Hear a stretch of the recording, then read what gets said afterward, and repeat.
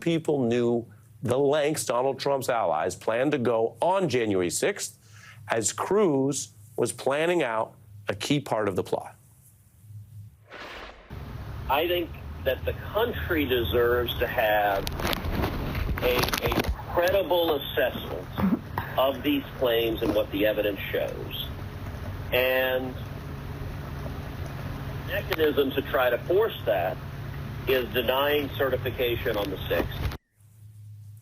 Forcing this reassessment, as he so dryly put it, of Biden's actual win was for Cruz one step in a larger coup plot. He's just talking to someone who he sees as an ally in this cause, Maria Bartiromo, in advance, about overthrowing the race with this fake commission and using the claims of fraud, which, remember, on tape, Ted Cruz said were not standing up in court. Who's deciding who gets inaugurated? It would be the results of that commission and what they find. And if they found credible evidence of fraud that undermines confidence in the electoral results in any given state, they would report on that. He admits it. You heard the question there. So who decides who gets inaugurated? That's what this is all about, because you have a certified winner. You have all of the courts having passed up any potential challenge to that. So at that point, it was President-elect Biden. And Cruz answers that this fake, made-up so-called commission that he and his Trump buddies were planning to try to create to bureaucratize a coup. That's what they were trying to do. That was his answer. That's how they would steal the race.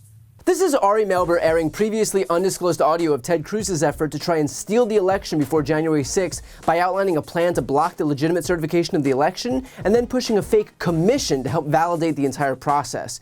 In case you needed another reason to realize that Ted Cruz is as dangerous, shameless, and power-hungry as it gets. Now, a few points on these recordings. First off, Cruz says that the country deserves, quote, a credible assessment of these claims, and so for that reason, Ted would refuse to certify on January 6th. But here's the thing. Those claims of fraud were already credibly assessed in the courts. There were more than 60 court cases brought forward, with a raft of them alleging the exact fraud that Ted Cruz was continuing to allege here. And in none, literally not one single case, was the Trump team or their allies able to successfully prove any semblance of widespread fraud. They weren't even able to prove fraud in front of the 8 judges who Trump himself appointed, including 3 on the Supreme Court. So this idea that these claims hadn't been credibly assessed is just straight bullshit. But just for fun, let's humor this idea that those claims weren't assessed, which again, they absolutely were, but just for fun. What? Was Congress going to be the body that would fairly assess those claims? Is Congress composed of neutral arbiters now? Give me a break. Here's what Ted Cruz wanted by virtue of allowing Congress to quote-unquote assess these claims. He wanted to impose yet another delay because it would give the impression that Trump's bogus fraud claims had merit. Every time the process slowed down, it would legitimize their efforts. This wasn't about the facts, it was about manipulating public opinion, and then they would use that manipulated public opinion to exert pressure that they could. We already know that Trump tried to use that pressure to get Pence to unilaterally anoint him the winner of the election. And I'll tell you what, 9 times out of 10, that pressure would actually work. That it didn't work in this case is just a fluke, but Ted Cruz knew full well what he was doing by virtue of trying to slow down this process. He is just as big of a con artist, just as big of a threat to democracy as Donald Trump himself. But even worse is when Ted Cruz then goes on to claim that there would be a commission that would determine who would get inaugurated. First of all, and I want to choose my words carefully here, who the fuck does Ted Cruz think he is that he gets to now decide how the President of the United States would get chosen? I mean, my God, leave it to a self-proclaimed constitutionalist to rewrite the Constitution in real time to suit his partisan allegiances. Here's a hint, anyone calling themselves a constitutionalist usually isn't. And beyond that, what are the parameters of this newly formed commission? Who's it made up of? Who gets to appoint these people? What powers do they have? I mean, this is all so utterly farcical that there is no planet on which it looks like anything other than a partisan circus. Which, again, is the point. If this seems impossible to execute without things becoming so completely broken, that is on purpose. As I mentioned earlier, Republicans wanted the delays and confusion because those things redound to their benefit. In fact, anything that isn't the process working working would help the GOP. So of course they want commissions and lawsuits and delays and obstruction. The point wasn't to fix anything, the point was expressly to break it.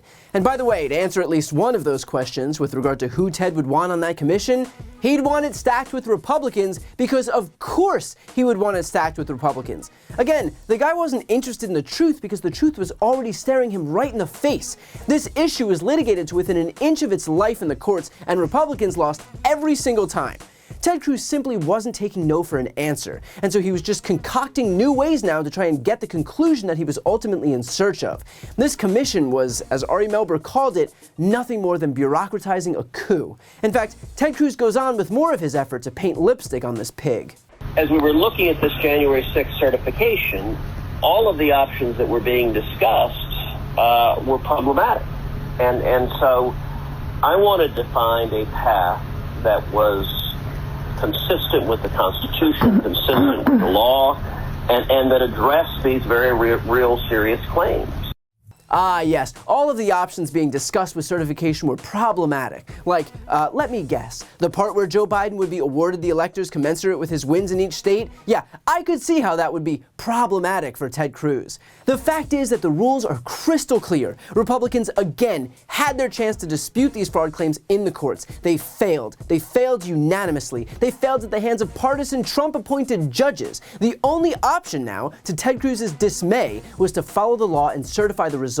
That's what Cruz is claiming was problematic. Although it wasn't problematic in a legal sense, it was problematic in a partisan sense, in that Ted couldn't accept that his guy lost. This is a temper tantrum dressed up as some official solution and nothing more. I mean, the guy literally says, I wanted to find a path that was consistent with the Constitution. Guess what? We already did. It was called the courts. It was called certifying the election results. Ted is pretending that there's no recourse when the Republicans attempted every recourse. This wasn't about there being no avenues to litigate their claims. This is about Republicans not accepting the results of that litigation. And finally, I hope you caught the tail end of what Ted Cruz said, that he wanted to address these, quote, very real serious claims. Let's be completely clear. These claims made by Republicans were not real, nor were they serious. This was nothing more than a coordinated disinformation campaign perpetuated by people like Ted Cruz. But in reality, there was quite literally nothing to back them up. No proof, no evidence, no court wins, nothing. The only reason that people on the right believed them was expressly because of people like Ted Cruz, who kept insisting that it was true. It was this vicious cycle where Republican politicians would cry fraud to their supporters, and then their supporters would turn around and say, wow, look at everyone saying that there was fraud. It must be true. And then those same politicians pointing to those same people and saying, look, everyone believes there was fraud. We have no choice but to investigate it. And round we went with these Republicans quite literally manifesting their own alternate version of reality. And yet, we shouldn't be the least bit surprised. Republicans traffic shamelessly in deception for their own supporters. They are not there to help their audience or improve their lives or deliver some material benefit for them. They are there to deceive them, to elevate themselves. Republicans view their supporters as marks and nothing more.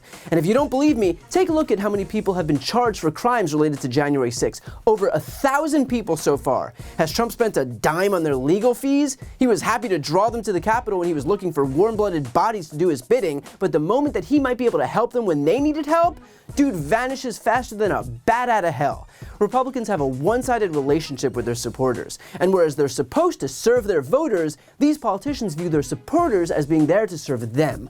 That's the effect of a political party that elevates narcissists and criminals to the highest ranks of power. So if there was ever any doubt about who Ted Cruz is, this should put those doubts to rest. He may present himself as some serious legislator, but the guy is anti-constitution, anti-democracy, anti-law and order. He's not there to look out for our laws. He's there to look out for himself and his own party's grip on power.